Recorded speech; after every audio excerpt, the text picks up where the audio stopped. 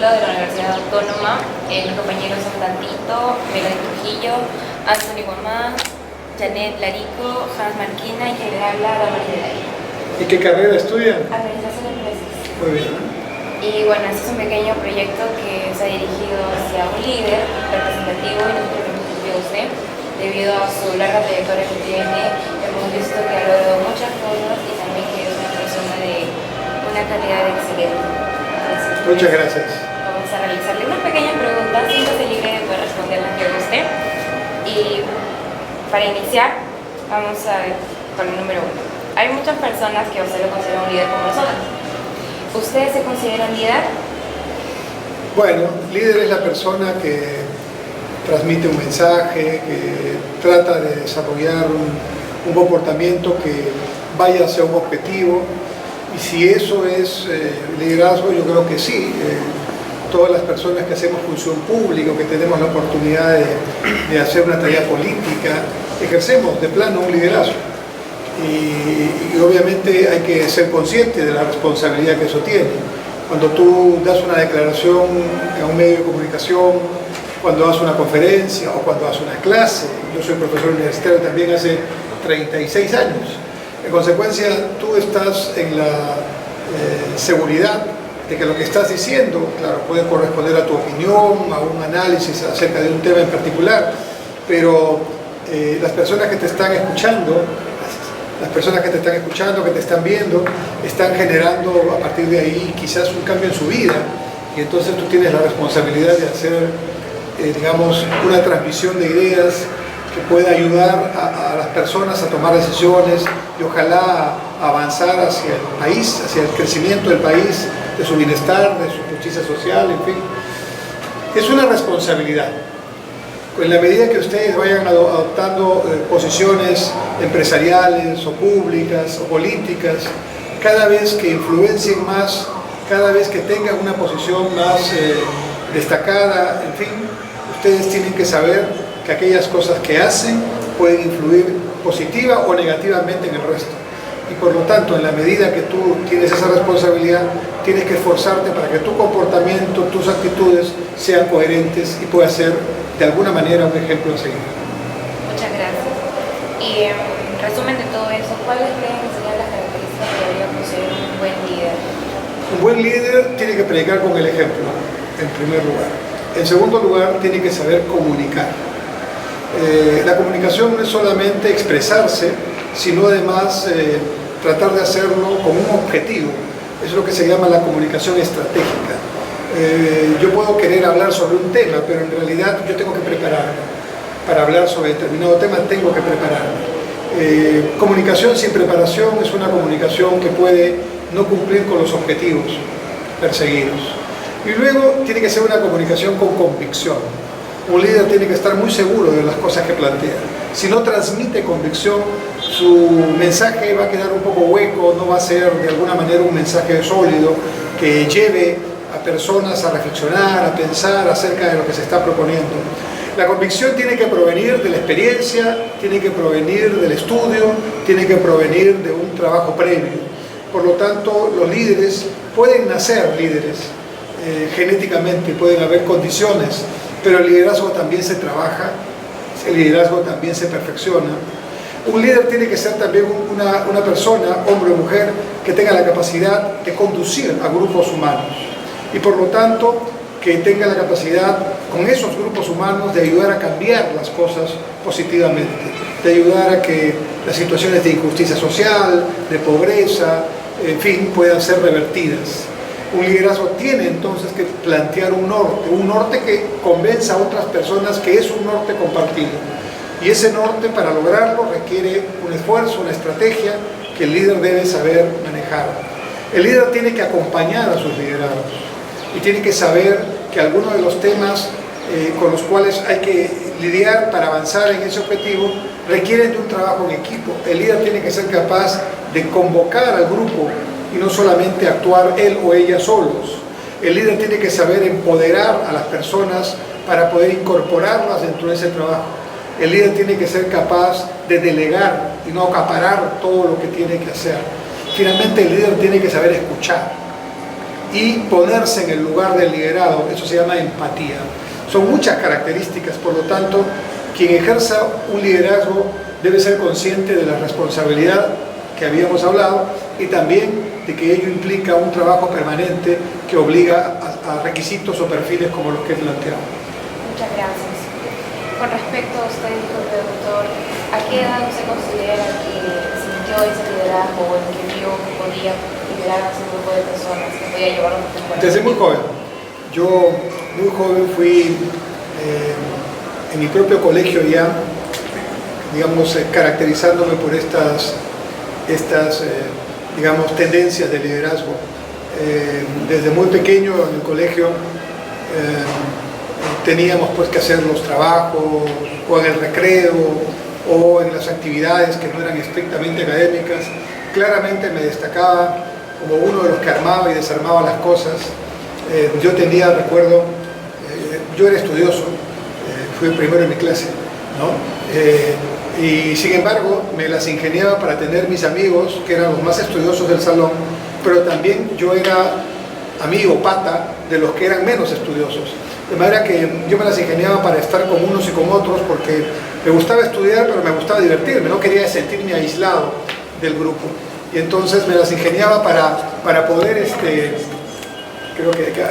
me las ingeniaba para poder, digamos, hacer que todo el grupo pudiera estar, digamos, contento conmigo. Para mí era muy importante que todos sintieran que el grupo pudiera sentirse agradado, con gusto, ¿no? Y entonces eso pasó en el colegio. Ya después, en el mismo colegio, yo formaba parte de un coro, del coro de los niños cantores de Lima. Y entonces, claro, cuando había que organizar algo con el coro, yo ya me ofrecía para ser el que estaba haciendo las coordinaciones. En ese tiempo cantaba bien, ahora ya no canto tan bien. Y tenía voz de niño, pero grave, segunda voz. Y entonces, bueno, a mí me gustaba mucho eso. Después entré a la universidad, en la universidad también me caractericé por estar formando grupos. Tenía mucha iniciativa. Sí, formamos grupos políticos, grupos de discusión académica. Había pues entonces toda una suerte de iniciativa. No estaba tranquilo, ¿no? Entré a la política en la época universitaria. Lógicamente eso también fue motivo de practicar el liderazgo, ¿no? Y en general yo diría que desde principios siempre he tratado de, digamos, caracterizarme por dirigir, generar algún tipo de influencia sobre los demás.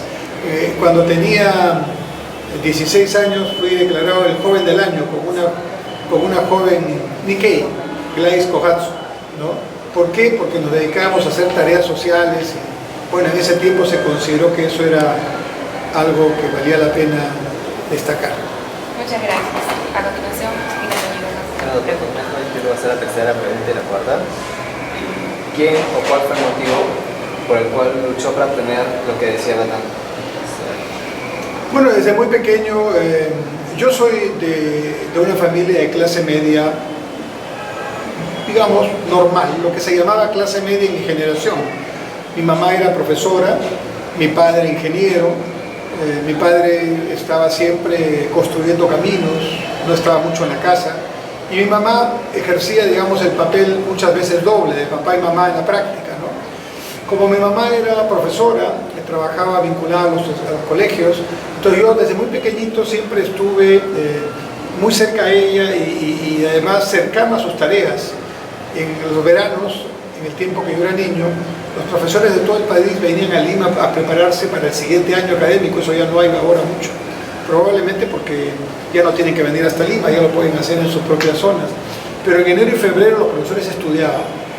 Entonces yo le acompañaba a mi mamá en ese proceso y desde ahí, cada verano, yo me encargaba era muy chiquito, de hacer algunas tareas que yo mismo me imponía, ¿no? Para poder hacer, digamos, que mi verano fuera un verano productivo. Yo siempre entendía que aun cuando sea vacaciones siempre había que generar algo bueno. Mi mamá fue un impulso muy importante en mi vida, ¿no? Y sin duda gracias a ella pude estudiar en el colegio que estudié y entrar a la universidad la Universidad de Lima, donde terminé mi carrera.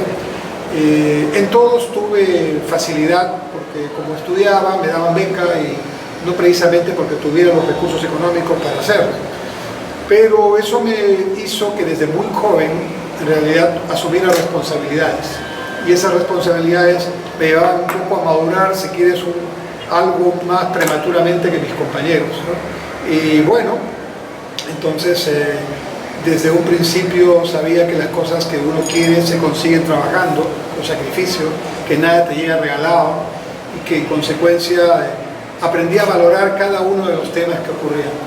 Y a lo largo de mi vida he tenido siempre la ayuda de personas que desinteresadamente me han dado una mano en diferentes momentos de mi vida, y ahora que yo estoy en una posición ya diferente, un poco más tranquila, con más edad también y experiencia, trato de hacer eso también con quienes se ponen en mi camino.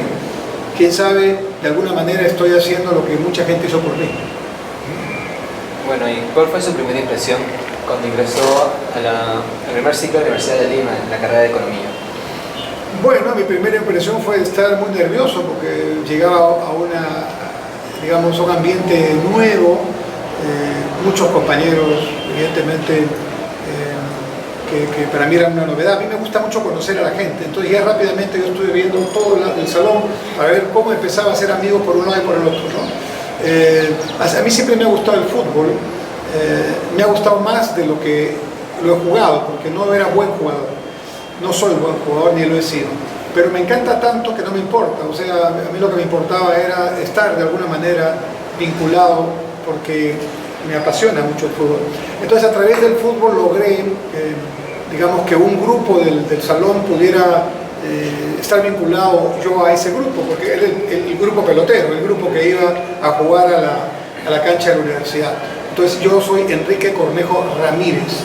El Ramírez viene de Loreto, pero en ese tiempo, los años 70, estaba muy famoso Cachito Ramírez, Osvaldo Cachito Ramírez, que fue el jugador que le metió los 2 goles a Argentina en la Bombonera, cuando empatamos 2-2 en el año 69, y con ese resultado nos clasificamos para el Mundial del 70.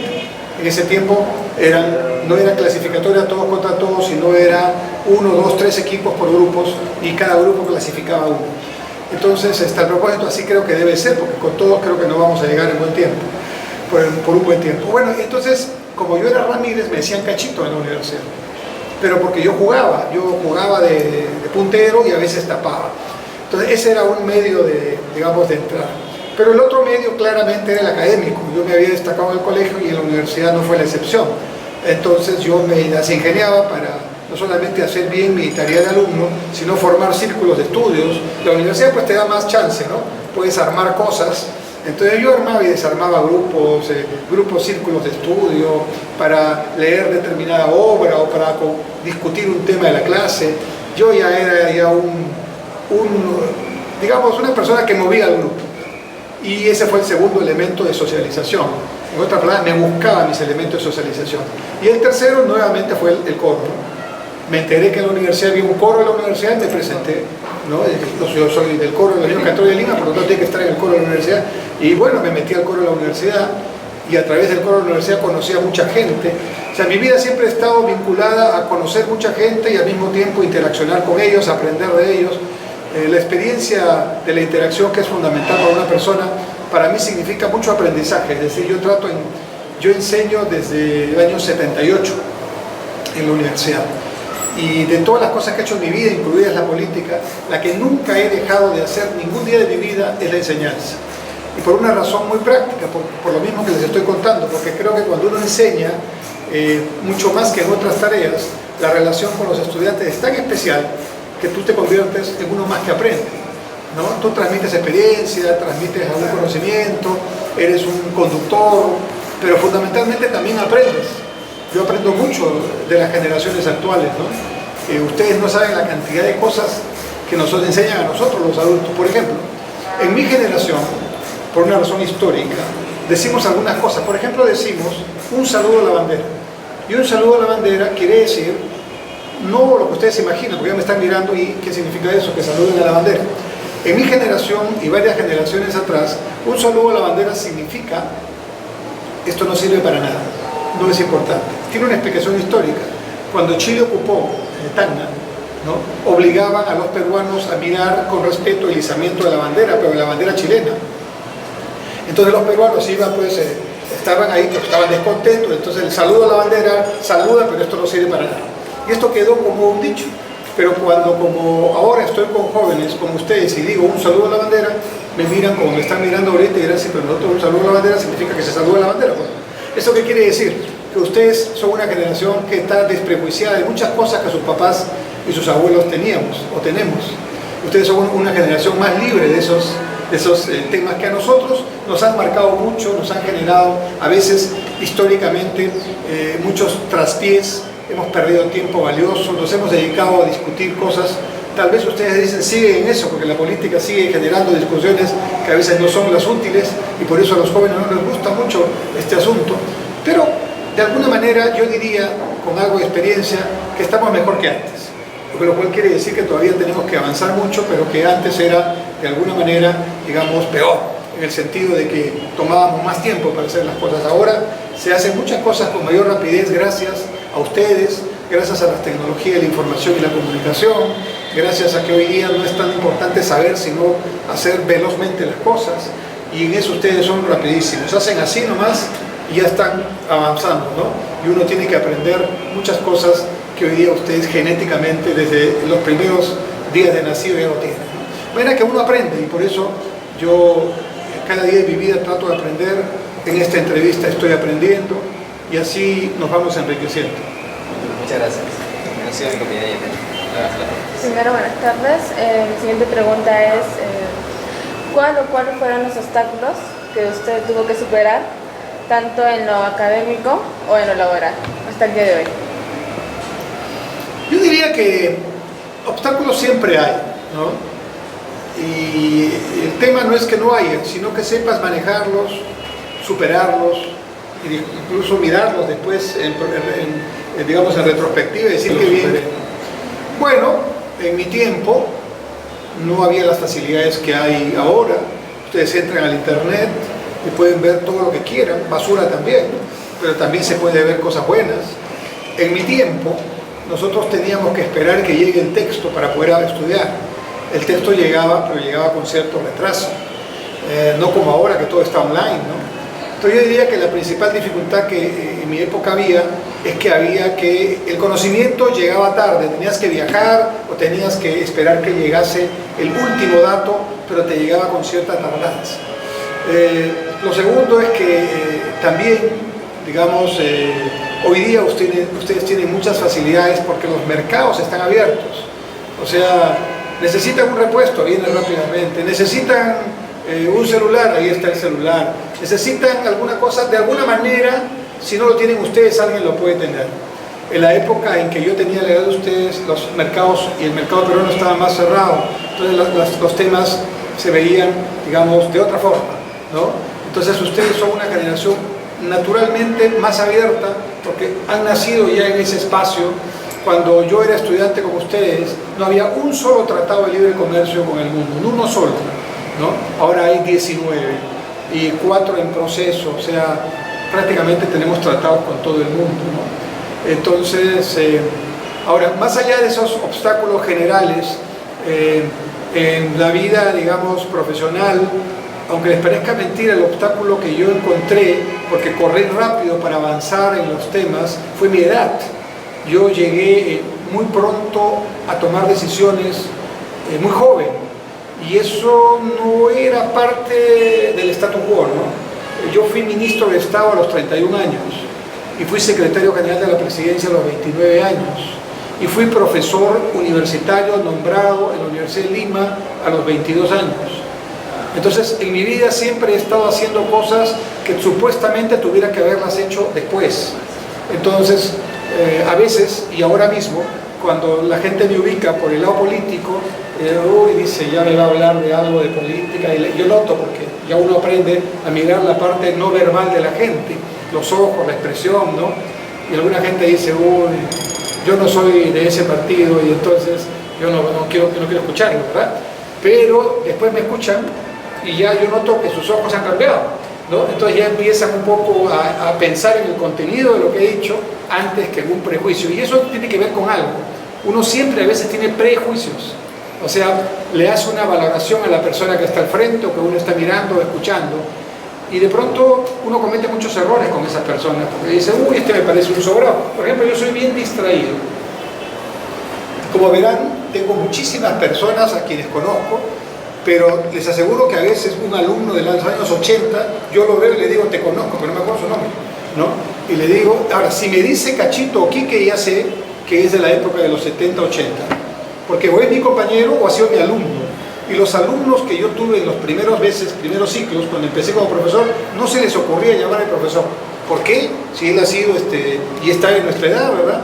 Entonces, mis dificultades han sido siempre tratar de lograr que me valoren por lo que soy, por lo que pienso, por lo que digo, por lo que hago, y no por los prejuicios.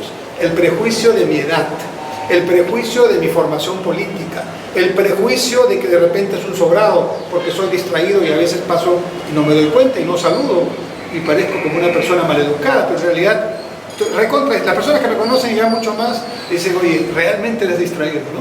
Y así, ¿no? Me ha pasado que en algún momento he salido con un zapato de derecho y otro zapato del mismo color, pero otro modelo en el otro pie, ¿no? Porque me levanto muy temprano, me baño, me visto y me pongo los zapatos rápido, ¿no es cierto? Ese soy yo. Entonces, mis dificultades han estado más por ese ir atemporalmente en relación a lo que dice, a qué edad debe uno ser tal cosa, a qué edad debe ser otra, ¿no? Y entonces, esas han sido las principales dificultades que he tenido. Bueno, gracias. La segunda pregunta es, en el momento en que usted realiza sus clases académicas, ¿usted motiva a sus alumnos para que progresen y que no sean uno del montón? No, pero claro, yo creo que hago más por el país como profesor que como político o como ministro que sí. Por supuesto que como ministro haces muchas cosas, puedes cambiar drásticamente y positivamente un país. Yo, por ejemplo, me siento muy orgulloso de haber tenido la suerte de liderar el Ministerio de Transportes cuando se construyó el tren eléctrico, o cuando se terminó la Interoceánica Sur, la Interoceánica Norte, o se empezó la modernización del puerto del Callao. Me siento muy contento de haber eliminado la cola en el aeropuerto Jorge Chávez para que ya no paguemos por el impuesto. Ahora el impuesto viene incorporado en el pasaje y otras cosas más. Pero si tú me preguntas, ¿y usted cómo cree que cambian, o sea, que ayuda a cambiar más a la gente? Mis clases. Porque además, un semestre, que son en realidad 4 meses, ¿no?, de clases académicas, ¿no?, son pues 2 o 3 veces a la semana que tienen la oportunidad de interactuar con los estudiantes. Es mucho tiempo. Y en ese tiempo tú puedes vender calidad o puedes pasar el tiempo nada más. Y por supuesto, yo trato con mis alumnos siempre de incentivarlos a cambiar como personas. Finalmente una clase puede ser buena, mala, no importa, aburrida o menos aburrida, pero lo interesante es que queda, como tú, después de esa clase, después de ese curso, algo de lo que se habló te cambia la vida, ¿no? Tú tienes oportunidad como profesor de cambiar la vida a muchísima gente y por lo tanto eso es lo que más aprecio. Claro que sí. Gracias. A continuación, tengo compañera Melody. Bueno, continuando, yo quería saber si a usted le apasiona el trabajo que realiza actualmente. Si no haces con pasión lo que haces, lo que trabajas, lo vas a hacer muy mal y lo vas a hacer a disgusto. El primer requisito es ama lo que haces, trabaja con gusto y con pasión. Y yo, bueno, cada cosa que hago la intento desarrollar con gran pasión. Le pongo todo mi empeño, toda mi emoción. Muchas veces me equivoco, como es normal, pero no me equivoco por no haber hecho con esfuerzo las cosas. Me puedo equivocar porque me equivoqué en el camino, porque no incorporé algunas apreciaciones, pero no por falta de ganas, ¿no? Entonces ganas siempre hay y eso es lo que también trato de transmitir. Ahora, como les decía en un principio, el asunto ya no es solamente ganas, sino hay que prepararse. Entonces, si a las ganas le pones preparación, esa combinación es muy buena. Y yo diría que en ciertos momentos de la vida, los resultados se logran con 95% de transpiración y 5% de inspiración. En otras palabras, una vez que ya has preparado las cosas, donde la inspiración debe ser lo más importante, llega el momento de ejecutarlas. Y ahí lo que tienes que hacer es ponerlas en práctica, seguir de cerca los temas y no parar hasta que logres el objetivo. Y eso es lo que debes hacer. Bueno, sí. Bueno, doctor, continuando con las preguntas, ¿qué legado pretende usted dejar? Bueno, todas las personas tenemos, aparte de las necesidades básicas, comer, abrigarnos, tener un techo, tenemos necesidades humanas más trascendentales. Una de las primeras es ser amado. O sea, una de las cosas que siempre queremos es que nos amen y que podamos amar a los demás. El afecto. Otra de las necesidades fundamentales es ser estimados. El autoestima, ¿no? Que la gente nos valore, que nos autovaloremos y que de esta manera podamos convivir de una mejor forma. Otra necesidad muy importante es la autonomía o la independencia. Quiere decir que a veces necesitamos tener nuestros espacios, ¿no? Podemos estar con mucha gente, pero a veces necesitamos un espacio para nosotros, estar ahí, reflexionando, pensando. ¿Cuál crees que usted sería la mejor combinación para ser un líder competente? Buena preparación, permanente interacción con los temas que correspondan, en cada sector son diferentes temas, mucho seguimiento, nunca dejar que las cosas marchen por sí solas, hay que seguirlas permanentemente, capacidad y flexibilidad para cambiar en el momento adecuado si es que hay que cambiar, ¿no? Y mucha humildad, mucha sencillez en el triunfo y finalmente solidaridad con los que menos tienen. Yo diría que una persona que reúne la mayoría o todos estos elementos es una persona completa. Ojalá que alguna vez estemos cerca de esas características. Muchas gracias. Una consulta respecto al tema que usted sabe bastante, que es la economía. ¿Cómo ve el Perú de acá a unos próximos años a nivel económico? Lo veo bien, lo veo optimistamente. En la historia larga, los temas que a veces parecen tan complicados resultan apenas unas anécdotas, ¿no? Y nosotros estamos entrando a una segunda década, ya en una segunda década de crecimiento continuo.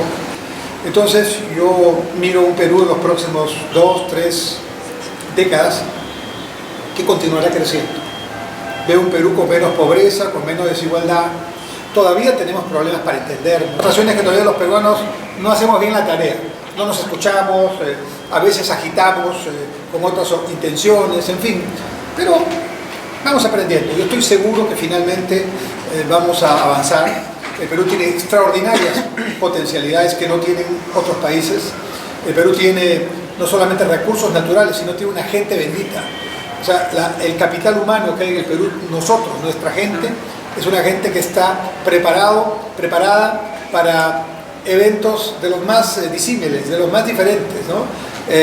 Contrariamente a lo que se puede pensar, o a veces pensamos nosotros mismos, los de afuera nos admiran mucho porque somos capaces de mezclar, por ejemplo.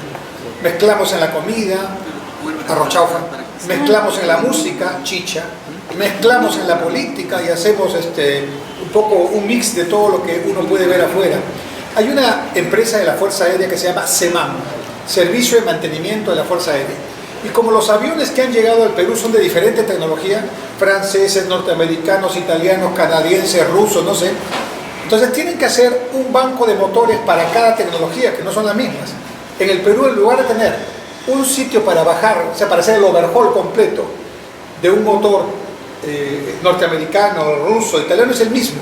O sea, los técnicos peruanos en el mismo sitio cambian, no importa qué tecnología sea el motor. Cuando viene uno de la Lockheed, uno internacional, ve eso y dice, ¿cómo pueden hacer ustedes eso, no? Entonces, los grandes desafíos geográficos, sociales, nos han llenado de creatividad. Cuando los peruanos nos decidimos hacer algo, lo hacemos.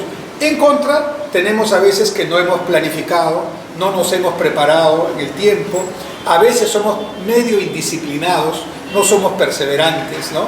Pero estamos corrigiendo las cosas. Y sobre todo, ¿por qué soy optimista? Porque la gente nueva como ustedes, los jóvenes, están en otra nota. Nosotros, sus papás y sus abuelos, hemos estado más completados que ustedes a la edad. Ustedes están por encima de esta cuestión. Que los viejos sigan en sus asuntos, ¿no? Y ustedes avanzan. Entonces, ¿qué tenemos que darles nosotros? La experiencia para que no cometan los errores que nosotros cometimos y las oportunidades para que ustedes tomen las decisiones. Por eso yo soy optimista, además porque el Perú está en bono demográfico. ¿Saben lo que es eso? El Perú está, con otros países, en una situación que solo es una vez. La población joven se convierte momentáneamente en la mayoritaria. Entendiendo por población joven a la población en edad de trabajar, que es la PEA, la población económicamente activa, entre 15 y 64 años. Entonces, hoy en día, la población entre 15 y 64 años es más del 50% de la población. Normalmente ha sido el 30% de la población. ¿Qué pasa cuando un país tiene bono demográfico? Puede saltar hasta las estrellas. Corea, en los años 70, Taiwán y Chile tenían el mismo PBI per cápita que Perú, el mismo nivel de exportaciones, aproximadamente 1.000 millones. Chile nos sacó 20 años, Corea y Taiwán nos sacaron 50 o 80, no sé. Y Taiwán es del tamaño, escúchame, de Cajamarca. Y Corea es del tamaño de Piura. O sea que el problema de ser grande, productivo y generar mayor riqueza no está en la geografía, en la extensión, sino está en la cabeza de su gente, ¿no? Nosotros, cuando nos decidimos, hacemos cosas muy buenas. Y por eso yo estoy muy confiado en que estas nuevas generaciones, ayudados por quienes ya tenemos experiencia, van a poder dar los saltos que nosotros no nos atrevimos a dar o no pudimos dar. Bueno, culminando con la entrevista, ¿usted nos podría dar un consejo a nosotros, los estudiantes de la Universidad Autónoma del Primer Ciclo? En primer lugar, los felicito y felicito a su profesora, que ha motivado a sus estudiantes a salir del aula a buscar estos contactos. Evidentemente, eso es lo que da el aprendizaje y hace la diferencia. Se llama valor agregado para una clase. Y usted, profesor, está generando valor agregado para sus estudiantes. Lo segundo es que espero que a partir de todas las entrevistas que están haciendo, puedan discutirlas en clase, y ahí es donde va a venir la principal, digamos, el principal aprendizaje, que es ya, vamos a poner en valor esto con ayuda de su profesora, vamos a sistematizarlo, vamos a ver para qué nos sirve todo esto en la vida diaria o en nuestra futura profesión de administradores. Por el momento, ese es mi consejo, sean unas esponjitas. ¿Qué hace una esponjita? Absorbe todo. Va su profesora, aprendan de su profesora. Van a su casa, aprendan en su casa. Que en el micro hay uno que hace la tarea de voceado del cobrador y les enseñó algo con la china, ¿no es cierto? Aprendan de ese momento. Que el otro día entró otro que les dio esta parte interesante, cantaba muy bien, pero interesante. Ustedes van a ser administradores y ya estaban viendo ahí un posible negocio. Empiecen a mirar las cosas con ojos de administradores. Empiecen a pensar las cosas con ojo de proyectos. Simplemente abran sus sentidos a eso. No pasen nomás, no dejen que el día pase y no sea un día más. Abran sus sentidos y van a encontrar cientos de oportunidades. Aprovechen sus clases, aprovechen esta edad maravillosa. No solo estudien, disfruten de la vida. A esta edad se tiene que disfrutar, no después, ahora, ¿no? Estudien, amanezcanse como lo hemos hecho siempre, pero dense su tiempo para su fiesta, dense su tiempo para su deporte, dense su tiempo para estar con los amigos, y eso es lo más feliz que pueden hacer. Y les deseo eso, que sean unos profesionales excelentes, pero que sobre todo sean personas que tengan felicidad y tranquilidad. Muchas gracias. Muchas gracias. A ustedes. Gracias. Eso sería todo. Bueno, muchas gracias por la visita. Ok. Estamos muy contentos y agradecidos por el tiempo que se ha tomado para poder responder cada una de nuestras preguntas. Algunas estaban entrelazadas y las supo ampliar muy bien. Estamos yendo, creo, todos con una visión muy distinta con la que habíamos llegado, obviamente. Tenemos más conocimientos y estamos muy agradecidos. No, muchas gracias a ustedes, éxitos. Muy bien. No les digo suerte, sino éxitos. Muy bien. Claro que sí. ¿Cómo lo pago? Sí, Muy bien. Nos vemos.